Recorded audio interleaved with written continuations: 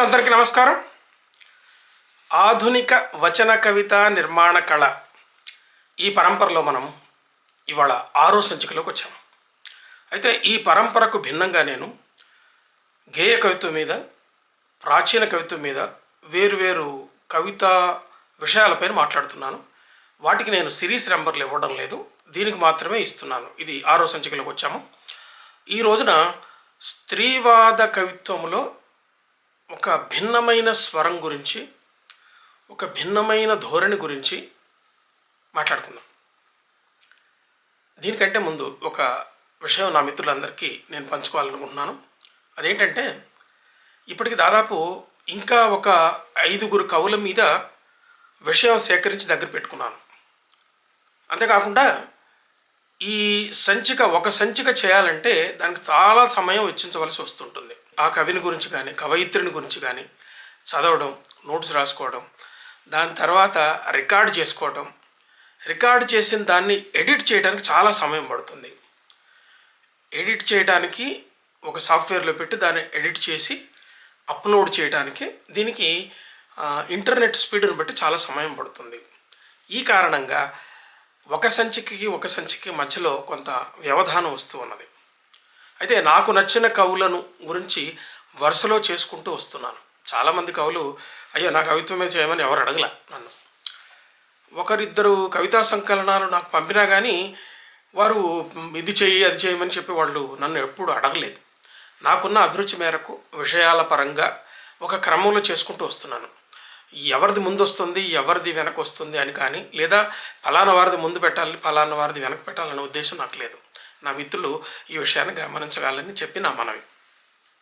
ఇంకా అసలు విషయంలోకి వస్తున్నాను.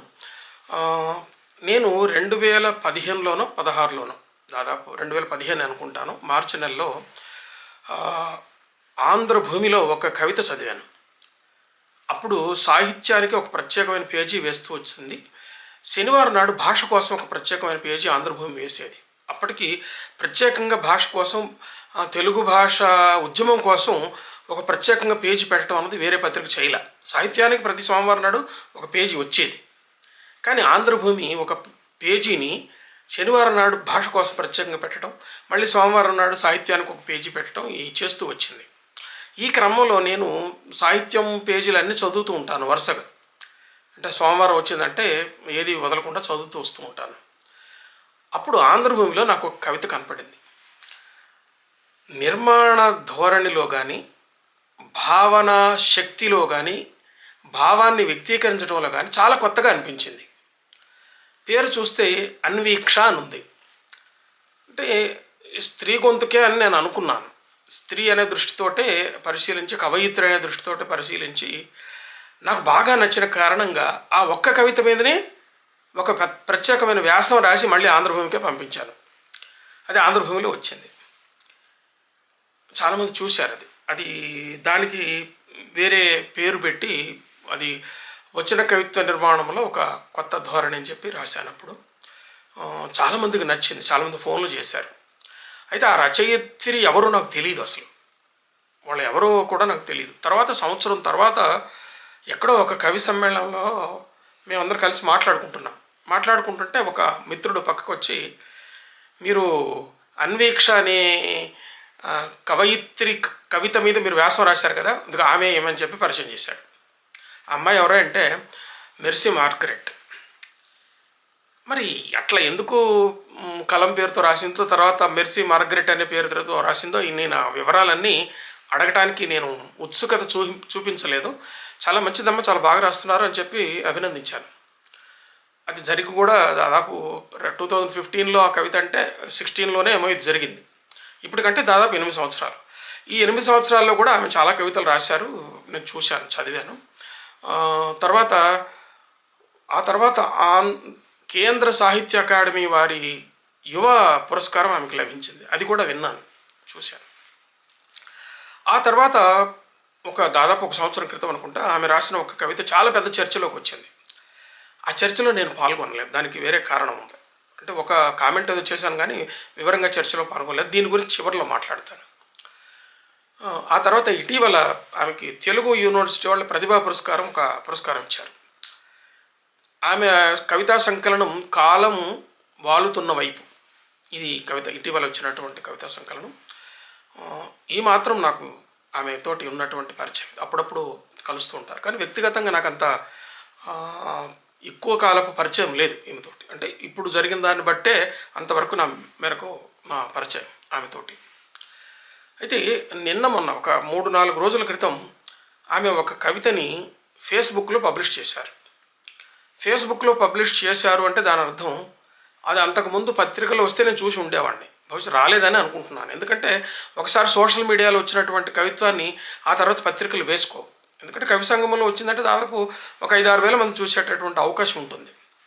ఈ క్రమంలోనే ఆ కవితను చూశాను. ఆ కవితను చూసి అంతకుముందు ఎప్పుడైతే ఒక కవిత మీద ప్రత్యేకంగా ఒక వ్యాసమే రాశానో అంతటి భావ తీవ్రత, ఒక భావం బాగా కదిలించేలాగా ఆమె ఈ కవితను రాసింది. అందువల్ల ఆ ఒక్క కవిత మీదనే ఈ సంచిక మొత్తం చేయాలని అనుకున్నాను. తర్వాత ఆమె కవితా సంకలనం మీద కూడా ఇంకొకటి చేయొచ్చు, తర్వాత ఈ క్రమంలోనే అది కూడా వస్తుంది. అంటే ఈ కవిత పేరు ఏంటంటే, శీర్షిక ఏంటంటే అతడు తప్పక వస్తాడు. వాక్య నిర్మాణంలో ఈమె కవితా నిర్మాణ కళ ఏంటంటే వాక్య నిర్మాణంలో ప్రత్యేకమైన నిర్మాణ రీతుల కోసం పోవాలని అనుకోదామె.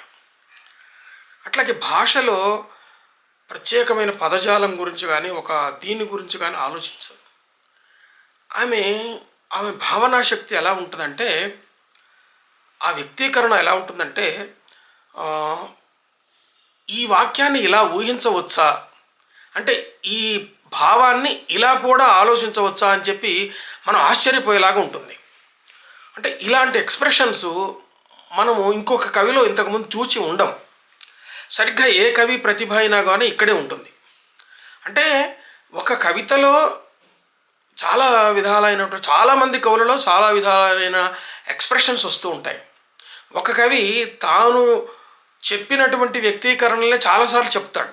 చాలామందిలో ఇది మనం చాలా పెద్ద పెద్ద కవుల్లో కూడా ఈ విషయాన్ని మనం చూడవచ్చు. వాక్య నిర్మాణంలో కానీ అభివ్యక్తి పద్ధతుల్లో కానీ తను చెప్పిన అభివ్యక్తిలోనే మళ్ళీ చెప్పడం మనకి చాలా చోట్ల కనిపిస్తుంటుంది. ఇది సర్వసాధారణంగా కనిపించేది మనకు.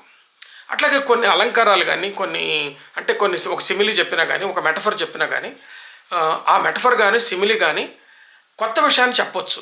కానీ అలాంటి సిమిలీలు మెటఫర్లు అదే కవి వేసి ఉండొచ్చు, ఇంతకుముందు వేరే కవులు కూడా వేసి ఉండొచ్చు. ఇలాంటివి మనకు కనిపిస్తాయి. అయితే అలాంటి వాటిల్లో వస్తునవ్యత ఉంటుంది. వస్తునవ్యత ఉన్నప్పుడు ఆ కవిత మళ్ళీ ప్రతిభావంతమైన కవిత కనిపిస్తుంటుంది. కానీ వ్యక్తీకరణలో కానీ భావంలో కానీ సరికొత్త భావాన్ని చెప్పడంలో కానీ ఉండకపోవచ్చు. కానీ ఈ కవిత మనం చదివితే వస్తునవ్యత, వ్యక్తీకరణలో నవ్యత మనకు చాలా బాగా కొట్టొచ్చినట్లు కనిపిస్తూ ఉంటుంది అన్నమాట. అంటే ఒక శబలమైన భావాన్ని చెప్పటానికి, ఆ భావం తిన్నగా నాటుకునేటట్లు చేయడానికి ఈ కవయిత్రికి చాలా గట్టి ప్రతిభ ఉంది. ముందు కవిత చదువుతాను. చదివిన తర్వాత దీని గురించి మనం ఒక విశ్లేషణాత్మకంగా అసలు ఆ వ్యక్తీకరణలో ప్రత్యేకత ఏంటనేది మాట్లాడుకున్నాం. శీర్షిక అతడు తప్పక వస్తాడు. చదువుతాను చూడండి. అతను అన్నాడు, ఇక నిన్ను ఎప్పటికీ ప్రేమించను, అస్సలు ప్రేమించను అని. కానీ అతడు మాట మీద ఎలా ఉండగలడు? ఎప్పుడూ లేడు. ఆమె ఉండే ఇంటి దారిన వెళ్ళనని అన్నవాడు ఇంటి ఎదురుగానే ఇల్లు కట్టుకున్నాడు. నీ పేరు తలవనని అన్నవాడు ఆమెను తాకి వెళ్ళిన గాలినే బంధించాలని అక్షరాల వల వేశాడు. ఆమె కళ్ళకు కనబడను అన్నవాడు ఆమె నవ్వులను కుప్పపోసి రోజు ఒక కళాఖండంగా చేయటం, సృష్టించడం ఆపలేదు. ఆమెకు అతడు ఎంత పరిచయమో తెలియదు. కానీ ఇప్పుడు పైన చదివినటువంటి 4 వాక్యాలలో కూడా ఒక వాక్యంలో 2 భాగాలు కనిపిస్తూ ఉంటాయి. ఆ 2 భాగాల్లో మొదటి భాగము రెండో భాగం మొదటి భాగాన్ని సపోర్ట్ చేస్తూ ఉండేటటువంటి నిర్మాణం ఇక్కడ ఉంది. తర్వాత మాట్లాడుకుందాం. ఆమెకు అతడు ఎంత పరిచయమో తెలియదు. కానీ అతడికి మాత్రం ఆమె ఒంటిని తాకిన నేల రాలే చినుకుల లెక్కలు కూడా కంఠస్థం. ఆమె మాటలలోని పదాల సంఖ్య అక్షరాల పరిచయం. ఆమె చూపులు తాకిన వస్తువుల సంఖ్యాశాస్త్రం పరిచయం. అతడు ఆమె కోసం కాల్చిన క్షణాల బూడిదే ఆ నగర కాలుష్యానికి కారణమని అతన్ని నగర బహిష్కరణ చేస్తే అతడు మళ్ళీ వచ్చాడు. ఆ రోజు ఆమెను 4 భుజాల మీద సాగనంపి వచ్చిన వాళ్ళు ఎవరూ తనకి ఎదురుపడలేదు. మళ్ళీ చదువుతాను వినండి ఈ చరణం. ఆ రోజు ఆమెను 4 భుజాల మీద సాగనంపి వచ్చిన వాళ్ళు ఎవరూ తనకి ఎదురుపడలేదు. ఆమెను ఏ నేలలో కప్పి ఉంచారో చెబితే ఆ నేలను అతడు దొంగిలించేసి దాచేస్తాడని వాళ్ళ భయం. అతను అన్నాడు, ఇక నిన్ను ఎప్పటికీ ప్రేమించను, అస్సలు ప్రేమించను. కానీ అతడు మాట మీద ఎలా ఉండగలడు? ఎప్పుడూ లేడు. ఆ రోజు వర్షం పడుతూనే ఉంది. ఆమె విడిచిన చివరి శ్వాస అతడికి మిడుగురు పురుగుల విన్యాసం చేస్తూ కనిపించింది. అతడు వాటిని వెంబడిస్తూ వెళ్ళాడు. ఇప్పటికీ తిరిగి రాలేదు. అతడి ఇల్లు ఇప్పుడు నగర బహిష్కరణకు చిహ్నం. అతడు దారి తప్పిపోవద్దని కొందరు ప్రేమికులు అతని జ్ఞాపకం చేసుకొని ఒక గులాబీని తమ కిటికీ దగ్గర ఉంచుతారు. మీకు అతడు గుర్తుంటే ఒక చిన్న గులాబీ, ఒక ప్రేమ వాక్యం మీ కిటికీ దగ్గర ఉంచడం మర్చిపోవద్దు. అతడు తప్పక వస్తాడు. ఇది కవిత. కవితలో ఒక వస్తువు ఉన్నది. ఒక విషాద వర్ణన ఉన్నది. అంతేకాదు, వస్తువుతో పాటు ఒక ఎలిజీ లాంటి కవితని రాస్తూ కూడా ఇది ఒక వ్యక్తి మీద రాసిన విషాద గీతం. ఆ వ్యక్తి మాట్లాడినట్లు, ఆ వ్యక్తి మీద కవి మాట్లాడినట్లు ఇక్కడ మనకు కనిపించదు. చనిపోయిన ప్రియురాలి గురించి ఆమె ప్రియుడు ఎలా భావించాడో, ఎలా భావిస్తూ ఉండేవాడో, ఆ వ్యక్తి ఆమెను ఎంతగా ప్రేమించాడో చెప్పడానికి ఈ కవిత ప్రయత్నం చేస్తుంది. అంత గాఢంగా ప్రేమించిన ఆ వ్యక్తి ఆమెకు చెప్పలేదు. తాను ప్రేమిస్తున్నానని ఆమెకు చెప్పలేదు. నేను అసలు ప్రేమించను అని అనేవాడు.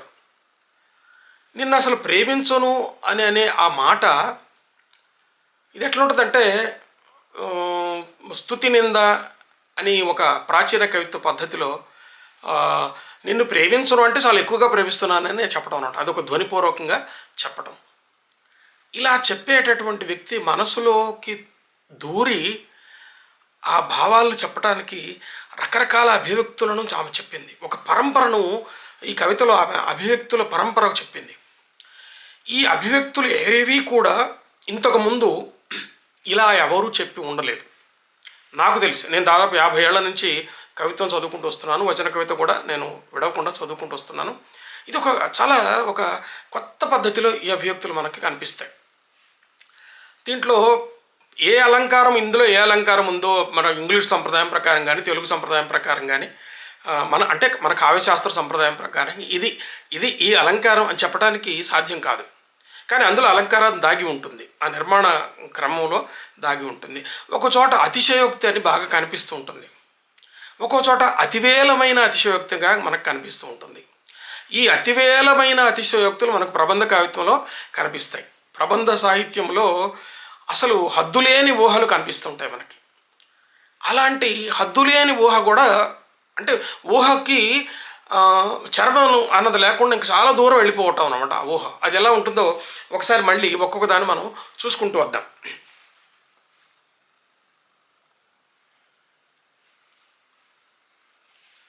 ఆమె ఉండే ఇంటి దారిన వెళ్ళనని అన్నవాడు ఇంటి ఎదురుగానే ఇల్లు కట్టుకున్నాడు.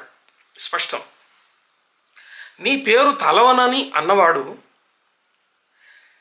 ఆమెను తాకి వెళ్ళిన గాలినే బంధించాలని అక్షరాలు వలవేశాడు. ఈ అభివ్యక్తి చూడండి.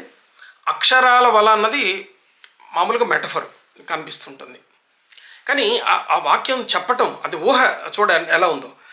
ఆమెను నీ పేరు తలవని అన్నవాడు అంటే ఈ నిర్మాణంలో, వాక్య నిర్మాణంలో ఇది ఒక ఖండం. అంటే ఒక భావాంశం ఉన్నది. ఆ భావాంశంలో వాక్యాన్ని 2 ఖండాలుగా చేసింది. అది ఎట్లాగూ నీ పేరును తలవను అన్నవాడు అది ఒక ఖండం అని చెప్పుకుందాం. ఆమెను తాకి వెళ్ళిన గాలినే బంధించాలని అక్షరాల వల వేశాడు.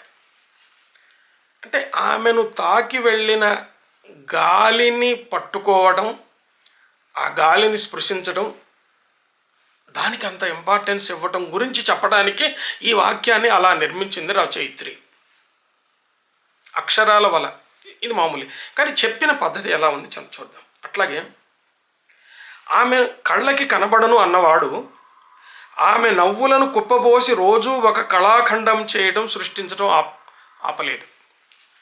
ఇది నవ్వులను కుప్పబోయేసి వాటిని కళాఖండంగా చెక్కటం అన్నది అంటే ఇనానిమేట్కి యానిమేట్ చేయటం, లేదా నిర్జీవ వస్తువుకి జీవ లక్షణం చెప్పటం. ఇది ఈ సంప్రదాయం ఇంగ్లీష్ అలంకార సంప్రదాయంలో ఉంది. మన కావ్యశాస్త్ర సంప్రదాయాల్లో కూడా ఇలాంటి అలంకార వ్యక్తీకరణ ఉన్నది.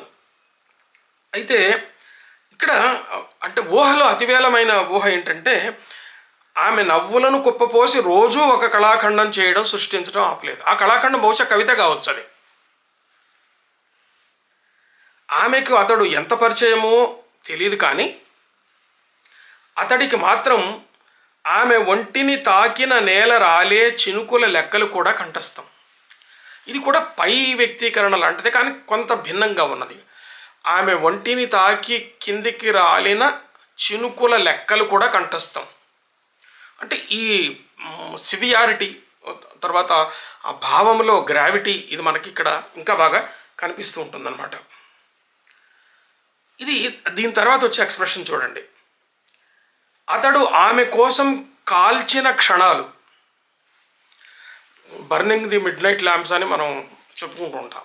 అంటే ఈ కాలాన్ని కాల్చివేసేయడం, అంటే కాలాన్ని కాల్చడం అంటే అంత బరువుగా తను కాలిపోతున్న తీరులో బాధాకరమైనటువంటి కాలం అని చెప్పటం. అంటే ఇప్పుడు పులికొండ సుబ్బాచారికి ఇలా అర్థమైనట్టు మిగతా పాఠకులందరికీ ఇలా తోచాలని ఏం లేదు. ఒకసారి టెక్స్ట్ బయటకు వచ్చిందంటే అది ఎవరెవరి నేపథ్యాలను బట్టి వాళ్ళకి అర్థమవుతూ ఉంటుంది. కానీ విశ్లేషించేది నేను కాబట్టి ఇక్కడ నాకు అది ఆ భావం ఎలా తోచుతూ ఉందన్న దాన్ని బట్టే నేను చెప్తూ ఉంటాను. ఆమె చూపులు తాకిన వస్తువుల సంఖ్యాశాస్త్రం పరిచయం, ఆమె మాటలలోని పదాల సంఖ్య అక్షరాల పరిచయం, అతడు ఆమె కోసం కాల్చిన క్షణాల బూడిదే ఈ నగర కాలుష్యానికి కారణమని అతన్ని నగర బహిష్కరణ చేస్తే అతడు మళ్ళీ, ఇది అతివేలమైన ఊహ అంటున్నాను. పైన చెప్పిన ఊహలు కూడా అంతకు ముందు లేనివి, చాలా ఊహ చాలా ఎక్కువ దూరం పోయినటువంటి ఊహ. అంటే అతిశయోక్తి అంటేనే అది. అంటే సాధ్యపడని విషయాలను సాధ్యపడినట్టుగా చెప్పడం అన్నది ఒక అతిశయోక్తి. కానీ పైన చెప్పిన అతిశయోక్తుల కంటే ఈ అతిశయోక్తిలో దీన్ని అతివేలమైన ఊహ అని అందాం. అంటే ఒక కవయిత్రి, ఒక కవి వచన కవిత రాసేటప్పుడు నిర్మాణంలో ఈ ఊహని వాక్యంలో పొదగటం అనేది నిర్మాణం ఇక్కడ మనకు కనిపిస్తూ ఉంటుంది. అంటే వాక్యంలో తన ఊహను పొదిగేటప్పుడు అది ఎలా చెప్తుందో చూడండి. నగరంలో కాలుష్యం ఉంది. దానికి కారణం ఏంటి? ఒక బూడిద వ్యాపించింది. ఆ బూడిద ఏంటి?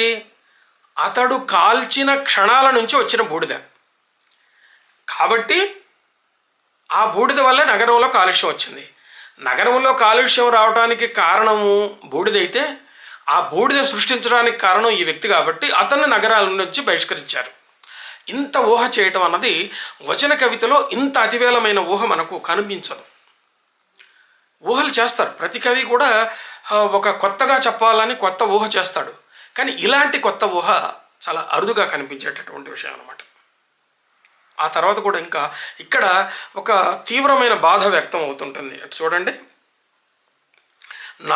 ఆ రోజు ఆమెను 4 భుజాల మీద సాగనంపిన వచ్చిన వాళ్ళు ఎవరూ తనకు ఎదుటిపడలేదు. స్పష్టం ఆ భావం. ఆమె చనిపోయినప్పుడు తీసుకెళ్ళి ఖననం చేసిన వాళ్ళు ఎవరూ కనపడలేదు. ఆమెను ఏ నేలలో కప్పి ఉంచారో చెబితే ఆ నేల అతడును దొంగిలించేస్తాడని వాళ్ళ భయం. ఎవరి భయం? వీళ్ళు నగరా నుంచి బహిష్కరించిన వాళ్ళకి కూడా భయం అన్నమాట. కానీ అతను అన్నాడు, ఇక నిన్ను ఎప్పటికీ ప్రేమించను, అస్సలు ప్రేమించను. కానీ అతడు ఆ మాట మీద ఎలా ఉండగలడు? ఎప్పుడూ లేడు. ఆ రోజు వర్షం పడుతూనే ఉంది. ఆమె విడిచిన చివరి శ్వాస అతడికి మిణుగురు పురుగుల విన్యాసం చేస్తూ కనిపించింది. చివరి శ్వాస కనిపించింది అంటే మళ్ళీ ఇదే లక్షణం. అంటే కనిపించిన దాన్ని అమూర్తమైన దాని మీద మూర్తపు లక్షణాలను చెప్పడం. అది మిణుగురు పురుగుల నాట్యంలాగా కనిపించిందని చెప్తూ ఉంది. ఇదొక ఊహ. అతడు వాటిని వెంబడిస్తూ వెళ్ళాడు. ఇప్పటికీ తిరిగి రాలేదు. అతడి ఇల్లు ఇప్పుడు నగర బహిష్కరణకు చిహ్నం. అతని ఇల్లుని నగర బహిష్కరణ చిహ్నం అంటే నగరానికి అవతల ఉందని చెప్పి అని అనుకోవాలి. అతడు దారి తప్పిపోవద్దని కొందరు ప్రేమికులు అతను జ్ఞాపకం చేసుకొని ఒక గులాబీని తన కిటికీ దగ్గర ఉంచుతారు. మీకు అతడు గుర్తుంటే ఒక చిన్న గులాబీ, ఒక ప్రేమ కావ్యం వాక్యం మీ కిటికీ దగ్గర ఉంచడం మర్చిపోవద్దు. ఈ కవితలో స్పష్టంగా ఒక మెలాన్కలీ కనిపిస్తుంటుంది, ఒక విషాదం. ఆ విషాదాన్ని ఏడుస్తూ కళ్ళనీళ్ళు పెట్టుకుని ఇట్లా చెప్పడం కాదు, హృదయాన్ని మెలికలు పెట్టేటట్టుగా చెప్పగలిగేటటువంటి భావాన్ని ఇందులో వ్యక్తం చేస్తుంది కవయిత్రి. ఆ వ్యక్తీకరణలో, అభివ్యక్తిలో భావ శబలత బాగా కనిపిస్తుంటుంది. ఈ భావ శబలతను ధరించేలాగా ఆ వాక్య నిర్మాణం మనకు కనిపిస్తుంటుంది. అంటే భావాన్ని ఆ వాక్యాలు అంత చక్కగా మోయగలుగుతున్నాయి. ఒక భావాంగంలో ఒక వాక్యం చెప్పడం, ఆ వాక్యాన్ని 2 ఖండాలుగా చేసి చెప్పడం, ఆ తర్వాత కాజ్ అండ్ ఎఫెక్ట్ పద్ధతిలో ఈ వాక్యాలు చెప్పుకుంటూ రావడం అన్నది ఇక్కడ మనకి కనిపిస్తూ ఉంటుంది. ఒక ప్రేమ, గుండె నిండైనటువంటి ప్రేమను ఒక వ్యక్తి ఎలా దాచుకుంటాడో అన్నది కవయిత్రి చాలా ప్రబలంగా, శబలంగా చెప్పగలిగింది కవయిత్రి. అందుకే ఇటీవల వచ్చే చాలా వచన కవితలో నాకు ఈ వచన కవిత చాలా బాగా నచ్చింది. ఎవరైనా ఈ నెల రోజుల్లో వచ్చిన కవితలు, కొన్ని కొంతకాలంగా వచ్చినటువంటి కవితలన్నింటినీ పోగు చేసి ఒక చోట పెట్టి ఒక జడ్జీకి ఇచ్చి ఇందులో ఏది బాగుంది, మీరు ఏది ఫస్ట్ సెకండ్ వస్తుందని చెప్పమని అడిగితే, నేనే కనుక జడ్జిని అయితే ఈ కవితకు మొదటి మార్కు వేస్తాను. ఇక్కడ ఒక విషయం ఎప్పుడు గుర్తుపెట్టుకోవాల్సింది ఏంటంటే, సీనియర్ కవులు, జూనియర్ కవులు, చాలా అనుభవం ఉన్నటువంటి కవులు, కొత్తగా రాసేటటువంటి కవులు ఉంటారు. పరిశోధనలో కూడా చాలా సీనియర్ పరిశోధకులు ఉంటారు, మధ్య కాలం నాటి పరిశోధకులు ఉంటారు, కొత్తగా వస్తున్నటువంటి పరిశోధకులు ఉంటారు. పరిశోధనకు సీనియారిటీ, ఎక్స్పీరియన్స్ చాలా ఎక్కువ అవసరం. ఎంత ఎక్స్పీరియన్స్ ఉంటే అంత మంచి పరిశోధన చేయడానికి అవకాశం ఉంటుంది, ఆ అనుభవం బాగా ఉపయోగపడుతుంది. కానీ కవిత్వం అట్లా కాదు. బాగా సీనియర్ కవి అయిన వాడు పేలవమైన కవిత్వం రాయొచ్చు, కొత్తగా వస్తున్నటువంటి కవులు చాలా గొప్ప కవిత్వం రాయొచ్చు. తెలుగులో ఇదే జరుగుతూ ఉన్నది. సీనియర్ కవులు వాళ్ళ పద్ధతిలో వాళ్ళు రాసుకుంటూ వెళుతూ ఉన్నారు.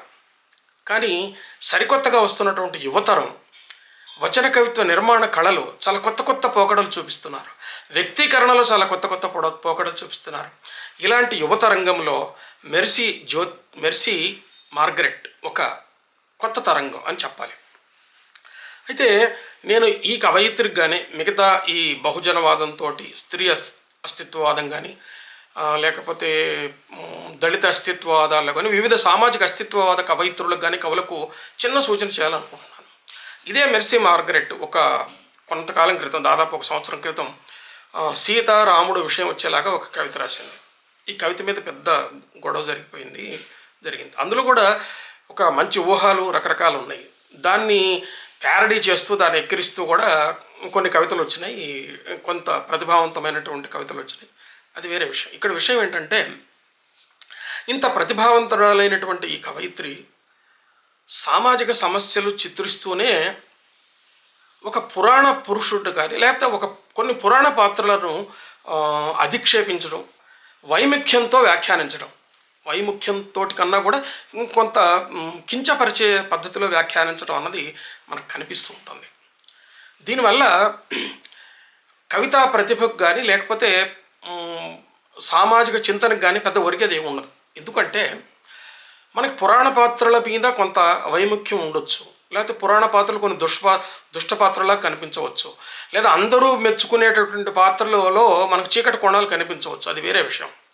కానీ కొన్ని కోట్ల మంది అభిమానించే వ్యక్తిని కానీ, కొన్ని కోట్ల మంది భక్తితో పూజించే దేవుళ్ళు కానీ వ్యక్తులను కానీ కించపరిచి మాట్లాడటం వల్ల లేకపోతే అట్లాంటి దానివల్ల పెద్దగా ఒరిగేది ఏమి ఉండదు. కాకపోతే సామాజిక చింతన, సామాజిక వేదన దాన్ని చెప్పడానికి వేరువేరు మార్గాలు చాలా ఉన్నాయి. ఇప్పుడు ఈ కవితలో చెప్పిన భావంలో కానీ, తర్వాత ఇదే మర్సీ మార్గరెట్ వేరువేరు విషయాల పట్ల వ్యక్తీకరించిన పద్ధతి కానీ చాలా మంచి కవితలు ఉన్నాయి. ఇది ఒక చిన్న నాకు అనిపించిన విషయం చెప్తున్నాను. నేను మెర్సీ విషయం ఒక్కదాంట్లోనే కాకుండా జనరల్గా రాసే యువ కవులను దృష్టిలో పెట్టుకొని ఈ సూచన చేస్తున్నాను. నేను సీనియర్ కవులు, పెద్ద తరం కవులను గురించి నేను సూచనలు కానీ ఇలాంటివి నేనేం చేయను. పెద్ద తరం కవులను గురించి వాళ్ళ కవిత విశ్లేషించి ఇంత బాగుందని చెప్పడం తప్ప వాళ్ళకి సూచనలు చేయాలనే ఉద్దేశం నాకు లేదు, అది చేయను కూడా. బాగుందని చెప్పుకుంటాం, దానికి పెద్దవాళ్ళనో చిన్నవాళ్ళనో దానికి పెద్ద తేడా ఉండదు. మిత్రులారా, ఈ వీడియో మీకు నచ్చితే లైక్ చేయండి, ఇతర మిత్రులకు షేర్ చేయండి. తెలుగు కవిత్వం గురించి, సాహిత్యం గురించి ఈ చర్చలు వీలైనంత ఎక్కువ మందికి చేరితే బాగుంటుంది.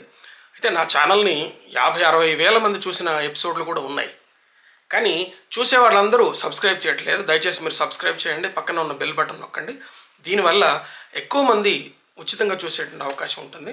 నమస్తే.